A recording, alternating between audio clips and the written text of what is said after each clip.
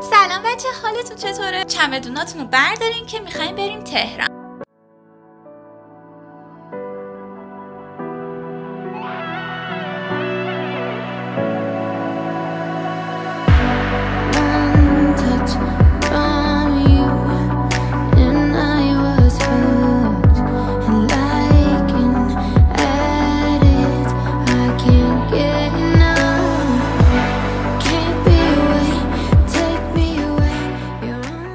نوید و امید مهمونای افتخاری این ویدیو.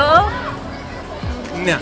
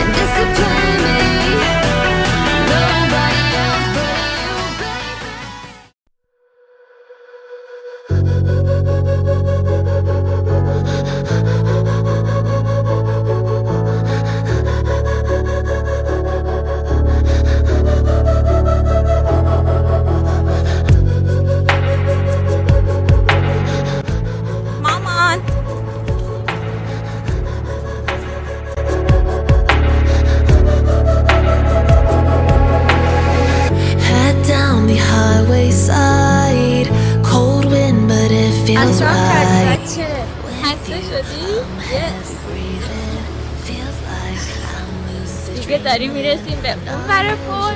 حمله جواب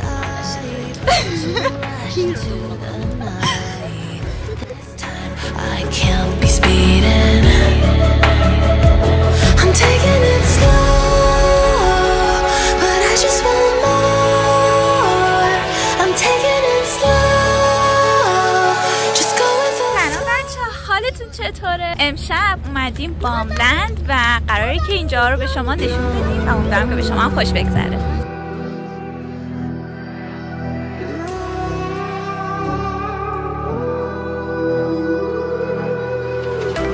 There's a distance between us.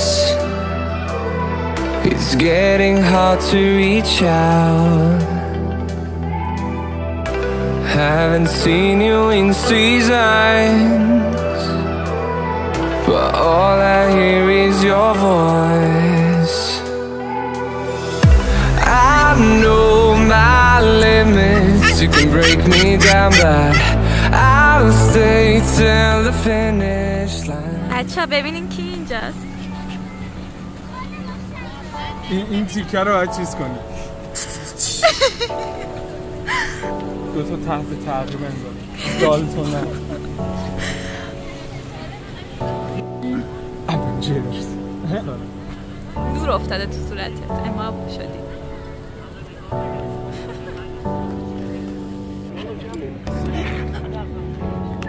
داره پاره میشه. یکم دیگه دماغش نیاز به عمل مجدد داره.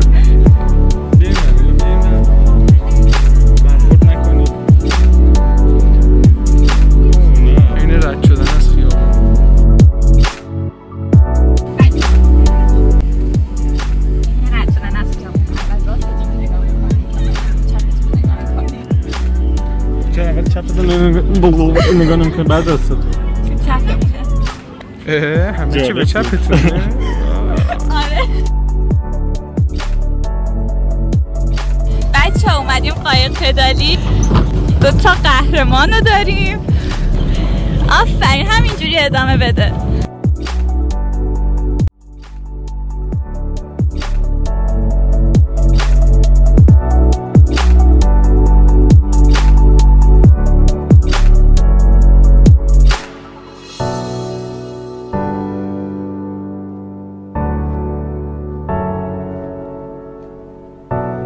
بچه اینجا اوضاع برقشون و قطعیشون از یزدم افتضاح تره و اینجوریه که برق میاد 5 دقیقه هست دوباره میره، دوباره کلن همه جا تاریک شد.